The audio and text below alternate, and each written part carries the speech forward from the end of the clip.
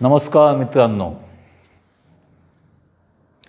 तुम्ही पाहत आहात ज्ञानराधा क्रिएशन चॅनल आणि मी गणेश फुलंब्रीकर, संस्थापक सदस्य. आपला चालला आहे कथा सरिता भाग.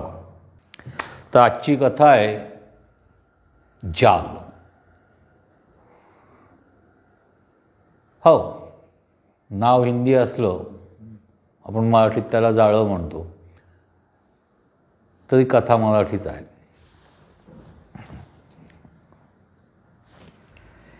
त्या दिवशी दुपारी पटवर्धन साहेब थोडे काम नसल्यामुळं आळसावलेले होते. जस्ट कंटाळा आला, काहीच करायला काम नाही म्हणून त्यांनी सिगरेट शिलगावली आणि फोन वाजला. त्यांनी फोनकडं असं बघितलं. डायल स्क्रीनवर हटेला नाव आलं होतं. ते एकदम डचकले. त्यांचा बेस्ट इन्फॉर्मर. हटेलाने आत्ता फोन केला आहे. ओके. त्यांनी फोन घेतला आणि विचारलं, हॅलो. समोरून आवाज आला, साहब हटेला बोल रहा हूँ.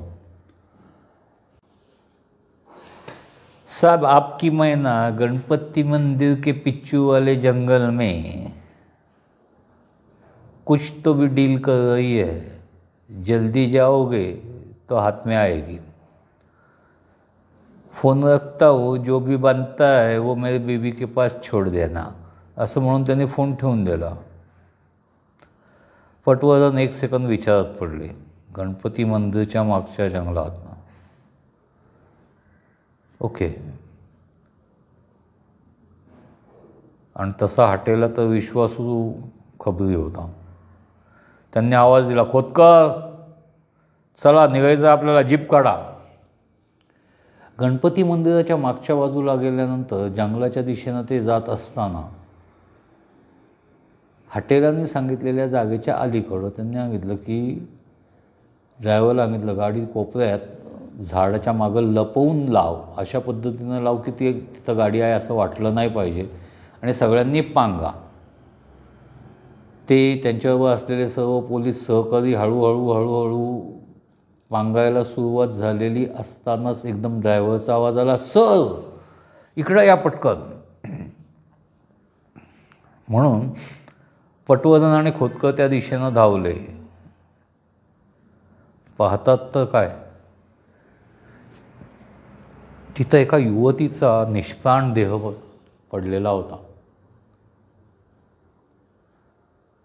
तिच्या शरीरात तिन्ही बाजूनं चाकू खुपसल्यासारखे वार झालेले होते.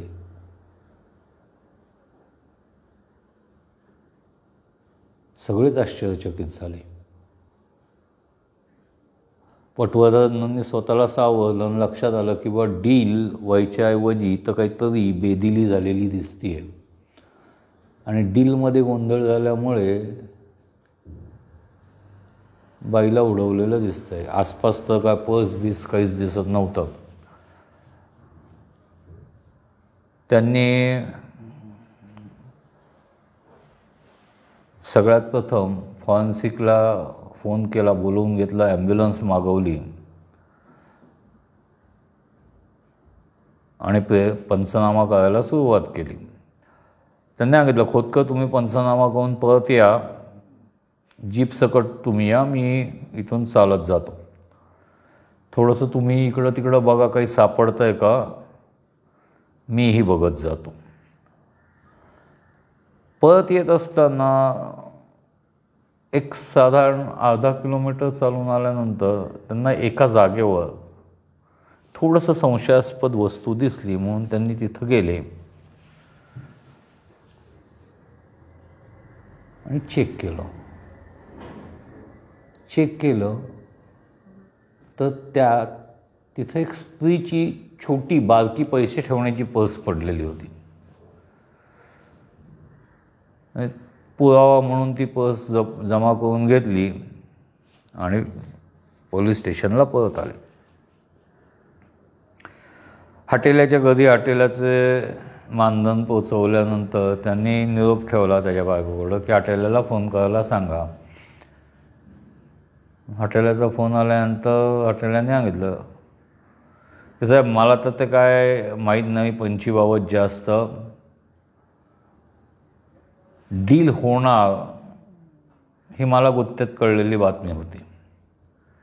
जो मध्यस्थ होता तो म्हणत होता खूप मोठी डील आहे, 1 करोडच्या आसपासची रक्कम तिथं फिरवली जाणार आहे. ते कळल्यामुळं मी तुम्हाला फोन केला होता. ठीक आहे, कोण मध्यस्थ कोण होता? काट्या मध्यस्थ होता. ओके म्हणले. पटवर्धनांनी फोन ठेवून दिला. खोतकरांना बोलवलं, सांगितलं काट्याला बघा तोच तो पण या मुलीचे फोटो सगळीकडं पाठवा आणि बघा हिच्याबाबत काही समजतं का आणि पेपरमध्ये छापा. पेपरमध्ये छापल्या गेल्यानंतर एक लेडी आली आणि तिनं सांगितलं की सर मी हिला ओळखते, हिचं नाव रीना आहे, ही अमुक अमुक ठिकाणी राहते आणि मी का ओळखते तर मी त्याच्या बाजूच्या बिल्डिंगमध्ये राहते.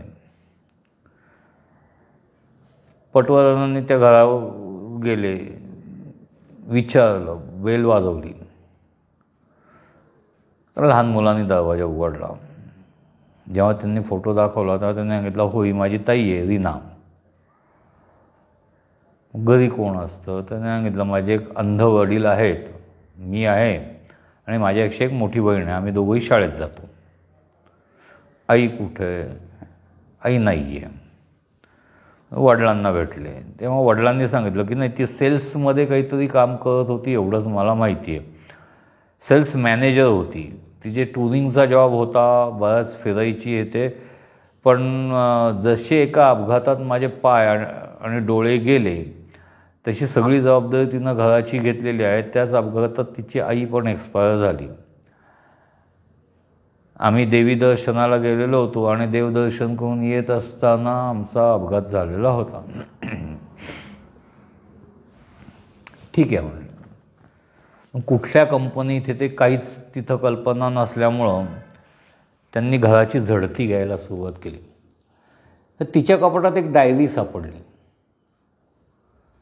त्या डायरीत काय लिहिलं होतं काही कळत नव्हतं, म्हणून ते घेऊन डायरी घेऊन म्हणजे जप्त करून त्याचा पंचनामा करून जप्ती घेऊन परत आले. आणि त्यावेळेला सांगितलं तिच्या वडिलांना की असं असं तुमच्या मुलीचा मृत्यू झालेला आहे, 3 साईडनी सुरे खुपसले गेलेले आहेत.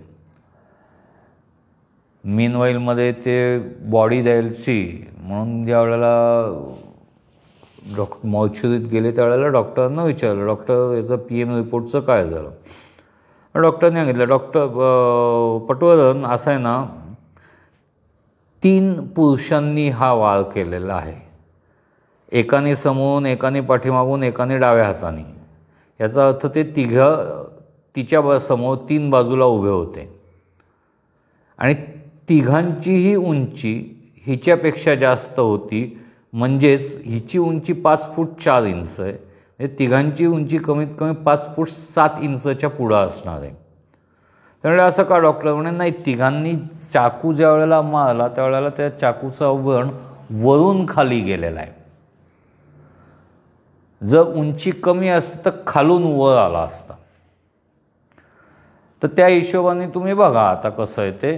या व्यतिरिक्त तिघांनी एक केलेलं आहे की ते तिच्याच कपड्यांना तिचंच रक्त ते चाकूचं पुसलेलं आहे आणि मग ते चाकू बरोबर घेऊन गेलेले आहेत. फक्त एवढंच आहे की हा चाकू कुठल्याही घरातला किंवा स्वयंपाकघरातला नसावा, खंजीर टाईप चाकू असावा. कारण त्याची पुढं भाग निमुळता जरी असला तर नंतर पसरत गेलेला आहे भाग. पटवर्धनांनी ओके म्हणलं. परत आल्यावर खोतकरांशी चर्चा करत असताना खोतकर एकदम म्हणले की सर 3 बाजूंनी चाकू मारला आणि त्याच ड्रेसला चाकू पुसला गेला. येस, अशी घटना 5 वर्षापूर्वी मुंबईला मर्डला झालेली आठवती आहे मला.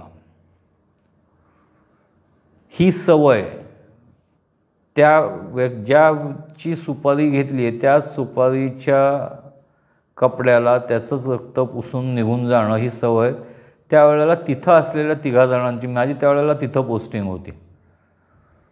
मी केस मागवून घेतो. मग त्यांनी त्या दृष्टिकोनातनं तपासाला सुरुवात केली. त्या याच्यात त्यांना असं आढळून आलं की वेगवेगळ्या ठिकाणी या सुपारीबाजांनी सुपारी घेऊन माणसं मारलेली आहेत.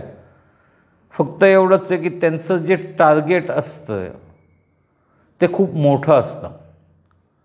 ह्याचाच अर्थ ही लोक सुपारी 25 लाखाच्या आत उचलणारी नसणार. म्हणजे यात बडेधेंड आलेली असणार आहेत. मग त्यांनी एकेका केसचा अभ्यास करायला सुरुवात केला. त्याच वेळेला ती डायरी चेक करत होते. त्या डायरीत दर 1-2 पानानंतर एक वर हेडिंगमध्ये हे लिहिलेलं असायचं. तर पहिल्याच पानावर जर गेलं 1 जानेवारीच्या तर त्याच्यावर लिहिलेलं होतं ID. त्याच्यापुढं BB O आणि नंतर एक 15,725 असा आकडा होता आणि त्याच्या खालती 80 लिहिलं होतं. त्यानंतर त्याच्या खालती असे काही रकमा, काही सांकेतिक भाषेतले शब्द हे ते असे होते, काही कळत नव्हतं.